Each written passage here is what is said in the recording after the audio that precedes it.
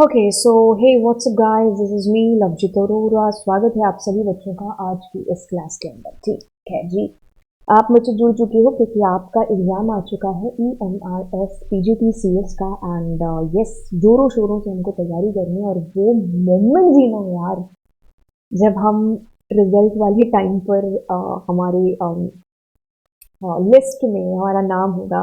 हम control F कर रहे होंगे और टाइप कर रहे होंगे और हमें हमारा नाम दिख जाएगा, है ना। कईयों के आंसू छूट पड़ेंगे, है ना। बहुत सारे इमोशंस जुड़े हैं क्योंकि जब हम ऐसे लगते हैं ना तैयारी के लिए, है ना, तो आप कह लीजिए कि हाँ, ऐसे सपने आते हैं यार, है ना, कि जब रिजल्ट आएगा तो कैसा होगा, है ना। तो यस, ऐसी ऐसी सी सी चीज़ें हैं जो बिल्कुल आप भी याद है, जो करते होंगे याद। और याद का मतलब है कि फ्यूचर में, है ना, जो आप ऐसा ऐसा सोचते होंगे कि यस हमारे साथ भी होगा, है ना। तो यस, मैं चाहती हूँ जब आप कंट्रोल F करो तो आपका नाम आपको दिखे उस लिस्ट के अंदर, है ना। तो यस, यही कामना है हमारी। और चलिए फिर इसी कामना के साथ में हम स्टार्ट करते हैं अपनी क्लास को। All the best. यस, अगर मेहनत सच्ची है, लगन सच्ची है, तो मंजिल मिलेगी मिलेगी। हो सकता है वो थोड़ी मुश्किलों से मिले, है ना, बट मिलती मिलती है मंजिल, है ना। क्योंकि अगर हम सफलता कहते हैं ना, तो सफलता एक चीज की दीवानी कह सकते हो, और वो है मेहनत, है ना। तो आप मेहनत कर रहे हो तो सफलता तो मिलेगी मिलेगी। ठीक है। तो चलिए फिर अब ये कहते हैं कि how to close the database connection. Okay, database का कनेक्शन आपने बना लिया, उसके लिए आपको इंपोर्ट करना पड़ेगा MySQL.connector। ठीक है। इंपोर्ट करने के बाद कनेक्ट फंक्शन के थ्रू 4 पैरामीटर्स आप लगाते हैं, वो आप मुझे कमेंट सेक्शन में बताना कौन कौन से होते हैं, और ये भी मुझे बताना है कि उसमें से मैंडेटरी कौन सा नहीं होता है। तो आपने जैसे ही कनेक्ट फंक्शन का सहारा लेकर के डेटाबेस के साथ कनेक्शन एस्टैब्लिश किया, तो सारा काम कर लिया आपने, एग्जीक्यूट कर ली क्वेरी, कमिट कमांड, ये सारी चीजें जितनी भी आपने करानी थी, everything you have done. Now this is the time to close it. so which function you are going to use, that is, बिल्कुल ABCD ऑप्शन है जो आप चूज कर रहे होंगे। जब तक मैं यहाँ पर पेन को चेंज कर लेती हूँ। जी हाँ, तो अगर मेरे पास में ऑब्जेक्ट है जो माई कॉन मैंने लिया है, ये तो कुछ भी हो सकता है, तो आप क्लोज फंक्शन का सहारा है जो लेंगे, जिससे से कनेक्शन है जो क्लोज हो जाएगा। तो इसमें अधिकतर जो क्वेश्चन है वो आपको MySQL कनेक्टिविटी के मिलेंगे, जो कि बताएगा आपके पेपर में गिवन है। Which function of the MySQL connector module is used to create a connection between Python program and MySQL database? ये तुम्हारा py फाइल है, ये MySQL है। ठीक है, तो अब आपको क्या करना है, कनेक्शन इस्टेब्लिश करना है। 4-5 ऑप्शंस मैंने यहाँ पर दे रखे हैं, और अगर मैंने ऑप्शन नहीं भी दिए होते तो अभी पिछले क्वेश्चन में मैंने बोल करके बताया था। तो आप किसका यूज करते हैं अगर आप अपने पाइथन का प्रोग्राम एंड अपने MySQL के बीच में एक सीडी तैयार कर रहे हैं? तो कैसे पता चलता है कि आपको कनेक्शन आपका जो है स्टैब्लिश हो चुका है? ऑफकोर्स उसमें तो इज कनेक्टेड फंक्शन हम उसके थ्रू पता लगाएंगे, बट कनेक्शन के लिए कौन से फंक्शन की रिक्वायरमेंट होती है? कनेक्टेड, कनेक्टर, कनेक्शन, कनेक्ट कर। बिल्कुल, अगर आपका आंसर यहाँ पर कनेक्ट है तो हम एक बिल्कुल सही सही सही चीज की बात कर रहे हैं। What argument are passed to function of the MySQL connector module, which is used to create connection between Python program and a MySQL database? Okay, तो अब आपको आर्ग्यूमेंट पासेस की बात है, ये जो मैंने आपको कमेंट सेक्शन में लिखने के लिए बोला था। देखिए, बात ये होती है कि आपके पास में कनेक्ट फंक्शन आपने यूज कर लिया। अब इसमें 4 सेनापति होते हैं, ठीक है, लेकिन इसमें से एक होता है जो मैंडेटरी नहीं होता है कनेक्शन इस्टेब्लिश के लिए, बट अगर आपको काम करना है उस पर्टिकुलर डेटाबेस पर, तब आप उसका यूज करते हो, जिससे आपको पता भी चल गया कि वो डेटाबेस नामक आपके पास में एट्रीब्यूट है। बट इसमें से क्या होता है, क्या आप होस्ट का यूज करते हो, यूजर का यूज करते हो, पासवर्ड का, टेबल का? इनमें से देख लीजिए, host, user, password, database, host, user, password, database, इन दोनों में अंतर यही है कि छोटी बड़ी एबीसीडी। तो इसी कायदे के आई थिंक मेरे पीछे छुपा होगा, तो मैं आपको बता देती हूँ। The answer will be host, user, password and database. Database जो है वो मैंडेटरी नहीं है।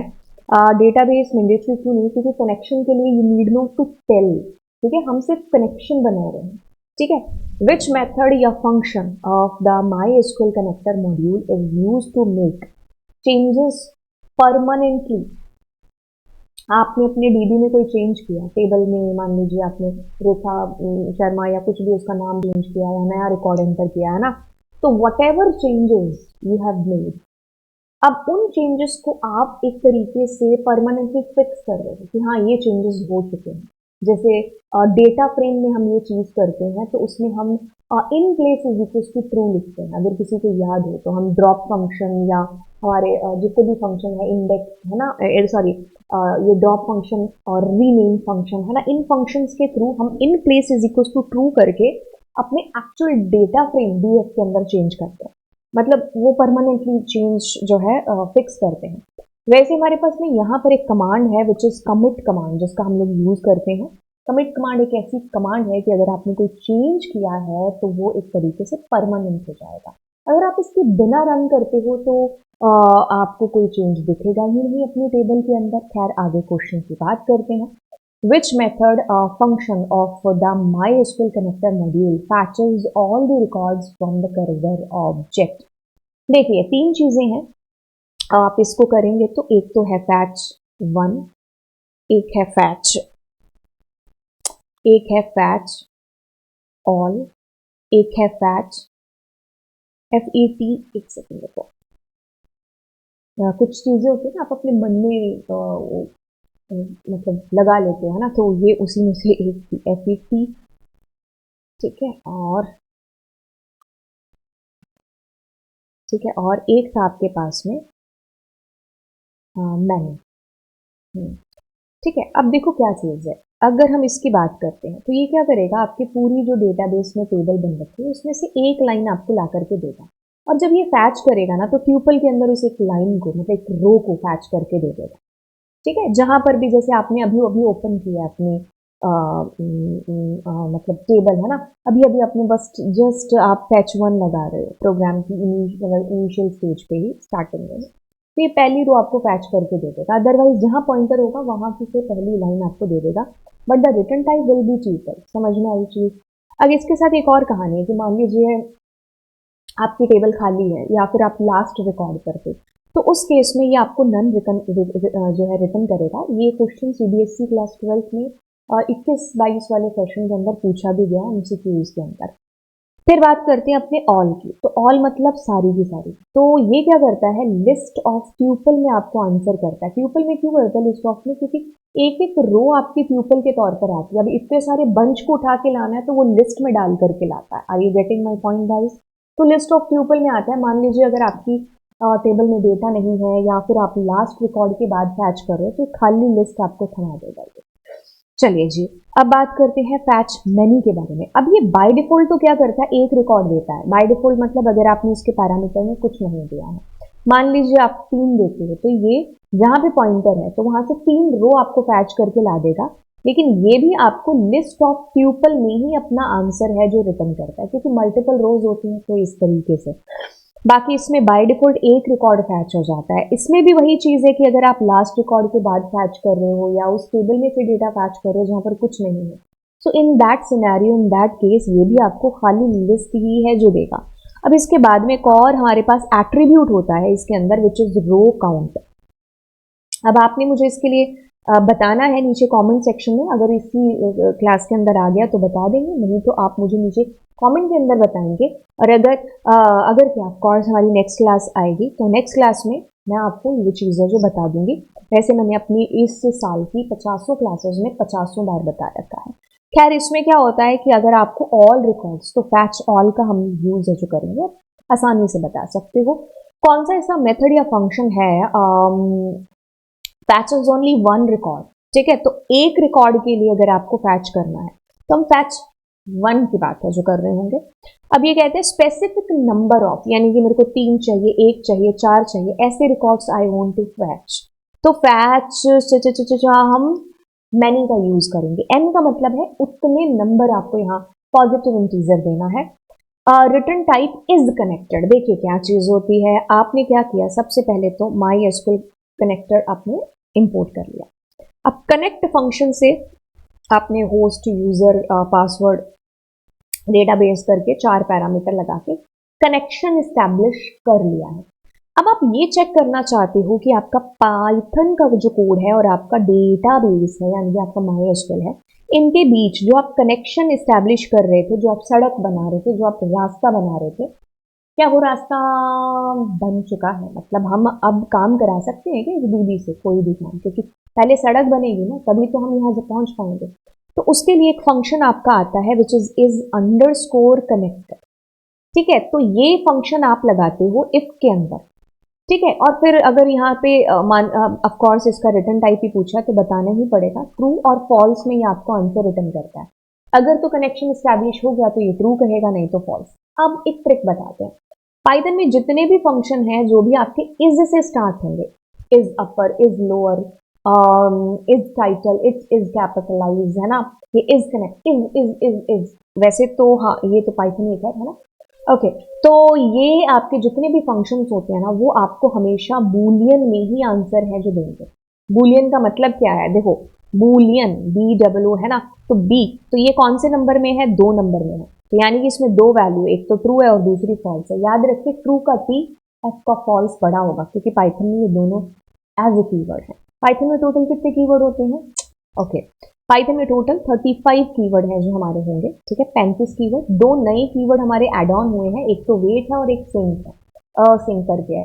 तो यस, आप एक पता भी कर उसमें जो है हमारा आइडियली है ना, तो आप उस पर इंपोर्ट कीवर्ड करके KW लिस्ट आप रन करके देख लेना, आपको सारे कीवर्ड्स पाइथन के मिल जाएंगे। ठीक है, वैसे आप गूगल पर भी सर्च करके आपको वैसे याद करने की जरूरत नहीं। मुझे ऐसा लगता है कि जैसे वोकैबुलरी है ना, आप मतलब मैंने ये चीज़ एक्सपीरियंस की है, आप भी शायद इस चीज़ को एग्री करते होंगे कि जैसे वोकैबुलरी है या कोई ऐसी चीज़ है जो नंबर वाली आपको याद करनी है, जैसे कीवर्ड ही है ना, मुझे ऐसा लगता है कि अगर आप स्पेसिफिकली जाओगे ना उसको याद करने के लिए तो ऑफकोर्स आपसे नहीं होगी। वो बचपन की बात एक अलग है कि चल संडे मंडे का रट्टा मार के लाना, जनवरी फरवरी का, है ना, तो हम करते थे। बट अब अब बातें कुछ और हैं। अब पहले तो खाना पीना खेलना ये चीजें थी ना, अब तो 100 तरीके के तो लोगों से बात करनी होती है ना, और मतलब वो चीजें नहीं है ना। तो मेरे को ऐसे लगता है ना कि अगर मैं किसी ऐसी चीज को याद करने जाती हूँ, वोकैबुलरी भी या कुछ भी है, तो मुझे एट द मोमेंट लगता है कि वाह लज्जी तूने 10 वर्ड याद कर लिए हैं। बट अगर आप 2 दिन बाद पूछोगे ना तो वो सारा पत्ता साफ हो जाता है ना, सारा पत्ता। और चलो 2 दिन बाद हो गया, लेकिन जब वो पेपर में आते हैं ना तो डेफिनेटली साफ हो जाते हैं। कौन कौन है जो इस चीज से एग्री करता है? तो मेरे को ऐसे लगता है ना कि हमें उनको खुद से जा करके पढ़ने की जरूरत नहीं है, उन वर्ड्स को अपने पास आने दो। ठीक है, आने दो का मतलब है कि आप न्यू न्यू नॉवेल्स को पढ़ना स्टार्ट करो, न्यूज़पेपर को, तो उसमें जब वो तुम्हारे सामने खुद चल करके आया ना किसी एक लाइन के अंदर, तो तुम उसको सर्च करोगे तो वो चीज तुम्हें ज्यादा टाइम तक याद रहेगी, बजाय कि तुम उसको अलग अलग करने के। वही चीज कीवर्ड्स के साथ में है। अब तुम जाकर के लैम्डा को सीख, मतलब पता चल गया कि ये लैम्डा आपके पास प्रोग्रामिंग के दौरान अपने आप आते जाएंगे। जैसे डेफ आ गया क्योंकि मुझे फंक्शन सीखने हैं, तो उसका मतलब भी पता चल गया, तो उनको खुद चल कर गया, आने दो आपके पास में, है ना। अब आप में से कई लोग सोचेंगे कि कैसे आएंगे यार चल करके, है ना, हमें तो पहल करनी पड़ेगी। ऑफ कोर्स आप एक टॉपिक को सीखोगे तो उसके अंदर नए वर्ड्स या फिर नए कीवर्ड्स आएंगे, तो ऑफ कोर्स आपको वो पता चलते जाएंगे, है ना। तो मतलब मेरा कहने का ये तात्पर्य है कि आपको ये चीज ज्यादा टाइम तक है जो याद रहेगी। खैर, क्वेश्चन की तरफ दोबारा बढ़ते हैं। Our result set is extracted from the, ये खुजली हो रही है नाक पर, है ना।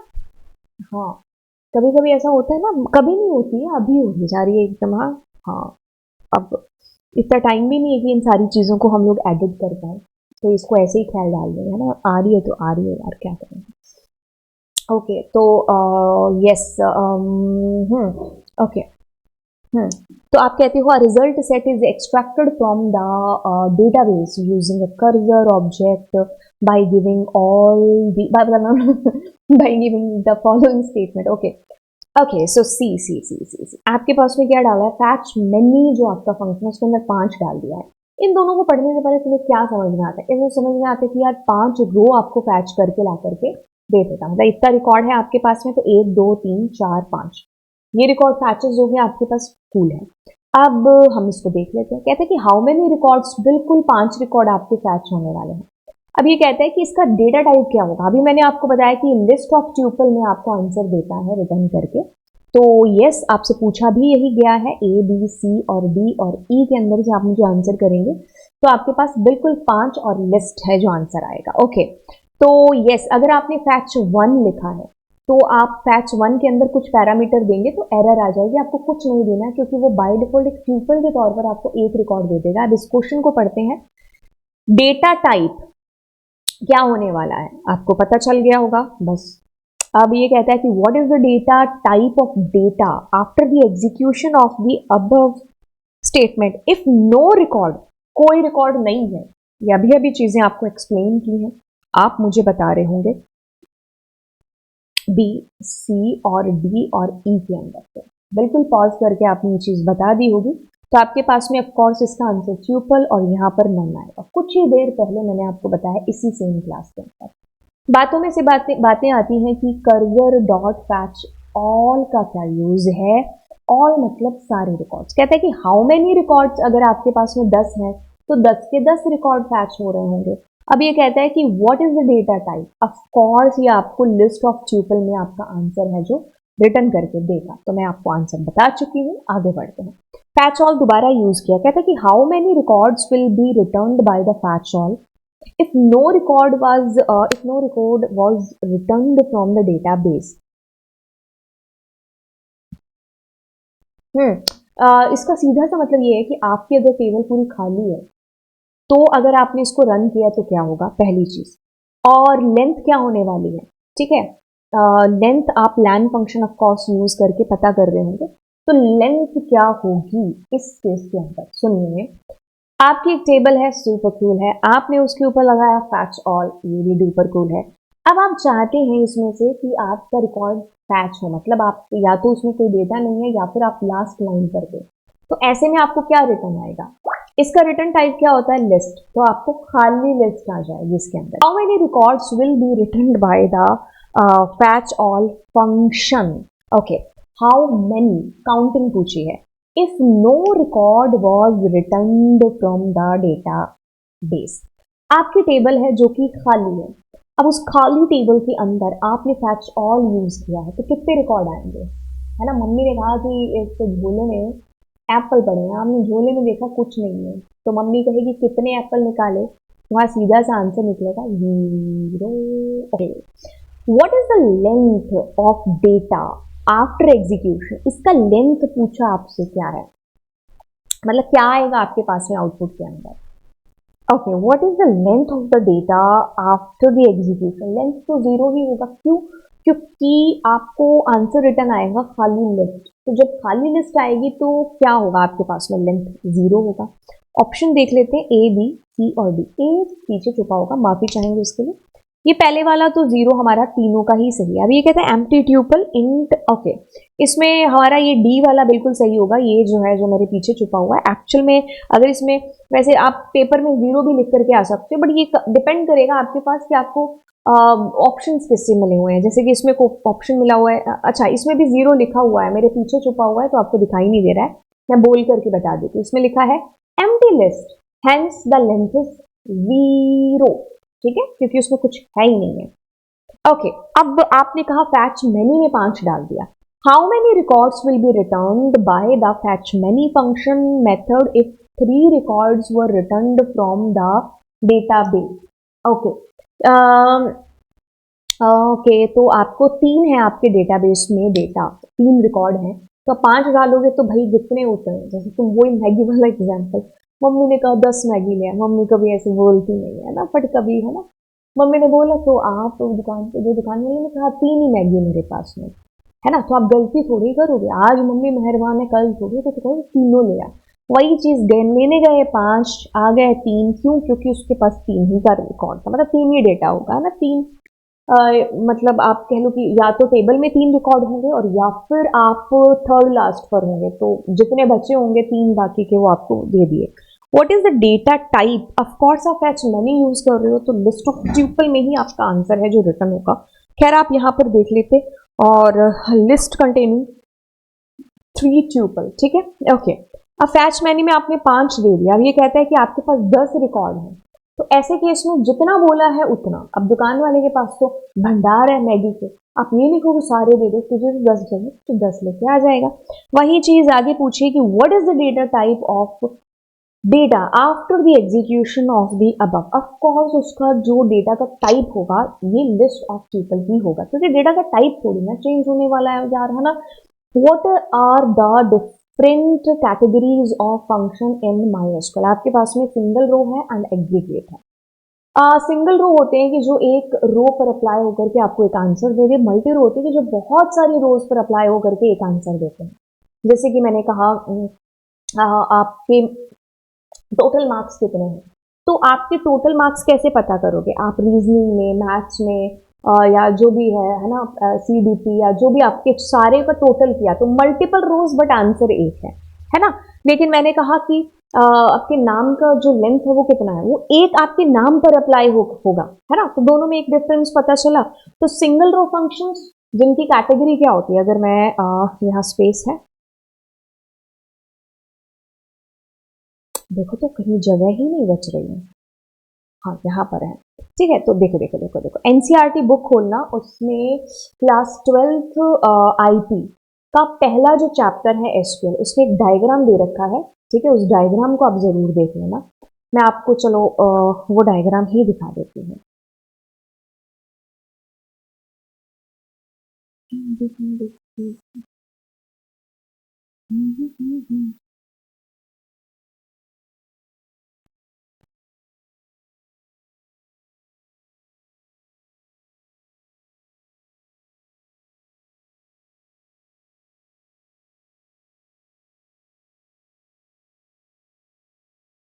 B for book 12th IP, उसका चैप्टर 1 देखना है NCERT का, ठीक है। उसमें जाओगे ना आप तो ये डायग्राम है, ये आप कह लीजिए कि 12th IP में तो मैं बच्चों को कहती हूँ कि भाई तू ये डायग्राम 4-5 बार बना ले, तेरा काम हो जाएगा, ठीक है। ये वाला डायग्राम, ठीक है। अब देखो दो तरीके के फंक्शन हैं, ठीक है। पहला फंक्शन क्या है आपके पास में, ये वाला। देखो दो फंक्शन है, एक तो है मल्टी रो फंक्शंस या ग्रुप बाय फंक्शंस, ठीक है, या फिर एग्रीगेट फंक्शन। ये तीनों एक ही बंदे के नाम है, ठीक है। इनको बात करेंगे, बट उससे पहले देखो सिंगल रो फंक्शन, तीन कैटेगरीज है इसकी, न्यूमेरिक फंक्शन, स्ट्रिंग फंक्शन और डेट फंक्शन। सुनिए, न्यूमेरिक फंक्शन को मैथ फंक्शन के नाम से भी जाना जाता है, मैथ्स लगा दो क्या फर्क पड़ता है। स्ट्रिंग फंक्शन को टेक्स्ट फंक्शन के नाम से, TEXT लिख देना, से भी जाना जाता है, डेट डेट होता है। इसमें ये तीन आपके पास आएंगे, ठीक है। पाव को हम पावर को पाव भी लिख देते हैं, राउंड है, मोड है, ठीक है। यू केस, एल केस, और इसको अपर भी बोल दे तो कोई दिक्कत नहीं है, इसको लोअर बोल दे तो भी कोई दिक्कत नहीं। मिड, मिड के साथ जो उसके फ्रेंड होते हैं वो होता है सब, STR भी बोल दे तो भी कोई दिक्कत नहीं है, सब स्ट्रिंग भी बोल दे तो भी इसी का ही नाम है। Length, left, right, in STR, L trim, R trim और ट्रिम, ये इकलौता ऐसा फंक्शन है जो कि आपका कह लीजिए केस सेंसिटिव है, ठीक है। मैं आपको मतलब एक आपको जानकारी के साथ मैं आपको 50 जानकारियां साथ में दे रही हूँ, तो ये क्लास आपके लिए एक पूरी थ्योरी क्लास भी है जो बन रही है। जरूरी नहीं कि मैं आपको सिर्फ उत्तर बता करके जा रही हूँ, मेरे को जितनी चीजें इनके बारे में पता है मैं सारी बताने की कोशिश कर रही हूँ ताकि आपकी तैयारी हो अच्छे तरीके से। देखिए इसमें आपके पास में एक तो ये इन STR और एक वो फंक्शन था कौन सा, इन STR, हाँ, और एक लेंथ फंक्शन। इन दोनों का ही रिटर्न टाइप इंटीजर आएगा और हमेशा पॉजिटिव इंटीजर आता है इनका रिजल्ट। समझ में आई चीज? यही दो फंक्शन है जो आपको इंटीजर रिटर्न करेंगे, ठीक है। अब मैं आपको ये चाहती हूँ कि आप इन STR है ना, इसके बारे में कुछ चीजें हैं जो खोज करके मुझे नीचे कमेंट सेक्शन में बताओ क्योंकि इंपॉर्टेंट है। ओके, अब नाउ फंक्शन भी होता है आपके पास में, इसी का ही एक भाई है, वो है सिस डेट फंक्शन, ठीक है।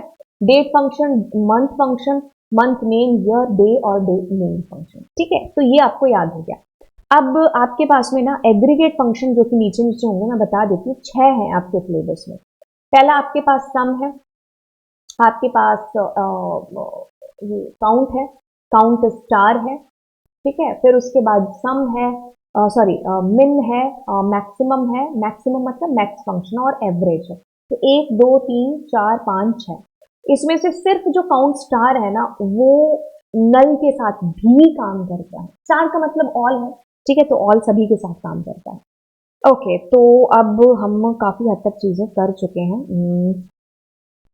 हम आगे वाले प्रश्न पर भागते हैं जल्दी जल्दी। ओके ओके, खैर इसमें आंसर पता चल ही गया, बट यस इसमें पूछा गया है कि what are the different categories of. तो आपके पास में देखो मैंने अलग अलग लगाया था, बाकी देखो लेंथ फंक्शन भी एक सिंगल रो है, अपर भी लोअर भी ये भी, ये लैन नहीं होता, ये LENGTH फंक्शन होता है, ठीक है, यहाँ गलत लिखा हुआ है मैंने, बट आप सही कर रहे हैं। A dash in SQL performs a calculation on multiple values and return a dash. SQL provide the following. Okay, तो ये एक परिभाषा है, किसी एक फंक्शन की परिभाषा है, तो आपको वो बताना है। इसमें ऑप्शन इसने बड़े दे रखे हैं अच्छे अच्छे, तो आप उनको देख करके आंसर है जो करिए कि किसकी परिभाषा है। पहले तो देखो ये कौन है, अभी अभी तो बताया आपको ये कौन है। तो मल्टीपल वैल्यूज लेते हैं, तो ये क्या हो गए, मल्टी रो फंक्शंस हो गए आपके पास में, जिनको हम एग्रीगेट फंक्शंस के नाम से भी जानते हैं, ठीक है। तो ये क्या करते हैं, एक सिंगल आउटपुट आपको देते हैं मल्टीपल लाइंस, जैसे मैंने कहा 4 + 5 + 6 + 7, तो मल्टीपल रोज पर अप्लाई हो गए और एक सिंगल आंसर आपको यहाँ पर दे दिया, समझ में आई चीज। और इनको हम एग्रीगेट फंक्शंस के नाम से भी है जो जानते हैं। अब ये कहता है कि group by statement groups rows that have the same values into the summary. बिल्कुल, देखिए ग्रुप भी तो ग्रुप का ही बनेगा ना, जैसे अगर आप हाउस कहते हो, है ना, जैसे मैंने यहाँ पर नेम लिख लिया, ये बच्चों के नाम मैं लिख रही हूँ, ठीक है, तीनू, चिंकू, मीना, कोमल, है ना, वाणी, कुछ भी मैंने लिखा। अब मैंने कहा इसका हाउस रेड है, इसका येलो है, इसका रेड है, इसका ब्लू है, इसका ग्रीन है, एक और बच्चा मान लो कृति या कुछ भी, उसका ग्रीन है हाउस, है ना। तो अब देखो क्या चीज़ है, रिपीट का, और ये चीज़ें यहाँ हो रही हैं सेम। तो अगर मैं इसका ग्रुप बाय बनाऊंगी हाउस वाइज, तो इसमें हाउस तो आपके पास में आएगा रेड, येलो, ब्लू और ग्रीन, है ना। तो रिपीट होने वाली चीज़ें जो होंगी उन्हीं का ग्रुप बनेगा, बिल्कुल, है ना। Okay, so the query to find the number of pupils from the table, sorry, in a records in a table named ENT. तो देखिए आपको सारे रिकॉर्ड्स को फाइंड करना है, तो आप काउंट स्टार का यूज है जो बेसिकली करेंगे। ऑफ कोर्स आप सेलेक्ट करेंगे फ्रॉम टेबल का नाम लिख लेंगे, जो भी इसमें ऑप्शन है वो आपका आंसर है। ओके, तो बेनिफिट्स ऑफ नेटवर्किंग क्या, फाइल शेयरिंग है, हार्डवेयर शेयरिंग है, यूजर कम्युनिकेशन है, या फिर एक्सेस टू रिमोट डेटाबेस है। तो क्या ये सारे के सारे भी हैं, तो यस ये सारे के सारे इसमें क्या है, बिल्कुल सही है, जो कि एडवांटेज है। दो यूज बताने हैं आपको इंटरनेट के, कहते हैं कि internet is used for communication and information sharing. क्या ये होता है यूज इंटरनेट का? To convert hardware into software, is it? First end user, second, मेरा पढ़ने का मन ही नहीं कर रहा है बाकी ऑप्शन, है ना। Okay, so this is the last question of this कक्षा। What do you understand by the term database? It is a collection of data elements represent the real world information. It is a interrelate connection between two users and computers. It is high quality performance hardware tool. Through this we can access computer remotely. तो database का क्या यहाँ पर है? Collection of data, ठीक है, interrelate connection between user, नहीं, it is a collection of data, ठीक है। तो डेटाबेस का तात्पर्य यही है, it is a collection of data, ठीक है, विच रिप्रेजेंट्स रियल वर्ल्ड इंफॉर्मेशन। मैं हूँ, मेरे से रिलेटेड मेरा डेटा, है ना, नाम, एज, सैलरी, जो भी आप, है ना, तो ये सारा एक टेबल के अंदर जाएगा, ठीक है। तो ये मेरा क्या है, it is a collection of data. तो अब आप परिभाषा ऑफ DBMS है जो याद करेंगे, एंड मिलेंगे आपको अगली क्लास के अंदर। अरे भाई चैनल को सब्सक्राइब कर दो यार, दोस्तों के साथ शेयर कर दो। कई बच्चे, हर मतलब कह लो कि हम लोग मतलब टीचिंग का एग्ज़ाम दे रहे हैं, है ना, एक टीचर बनने वाले हैं, और कई बच्चे मुझे ऐसे मैसेज करते हैं कि अरे मैम ना पढ़ाया तो आपने बहुत अच्छा, समझ में भी बहुत अच्छा आया, बट मैं शेयर नहीं करूँगा अपने दोस्तों के साथ क्योंकि उसके नंबर ज़्यादा आ जाएंगे। अरे यार हम टीचर बनने वाले हैं, टीचर वाली वो फीलिंग तो लेकर के आओ, है ना। शेयरिंग इज़ केयरिंग हम बच्चों को कैसे सिखाएंगे जब हम खुद ही इस लाइन को नहीं, है ना, जो है अब फॉलो कर रहे हैं ना। हमारी क्लास में बच्चे हैं जो अंधाधुन कंपटीशन के अंदर होंगे, लेकिन हमें उस कंपटीशन को एक पॉजिटिव लेवल पर लेकर के जाना होगा जब हम अपनी कक्षा अपनी क्लास के अंदर होंगे, है ना। तो हमारे अंदर ही वो चीज़ नहीं है तो हम दूसरों को क्या ही जो बताएंगे, है ना। तो हमारे हाथ में भविष्य है बच्चों का, है ना। तो यस, टीचर बनिए। देखो, जिसके भाग का है ना वो तुम उससे छीन नहीं सकते हो। ये बात बिल्कुल सही है। जो जिसको मिलना है वो उसको किसी ना किसी तरीके से उसके भाग का मिल ही जाएगा, है ना। हम कौन होते हैं उसको रोकने वाले, है ना। जब उसकी मर्जी है हर चीज़ के लिए तो हम तो है ही नहीं है कोई, है ना।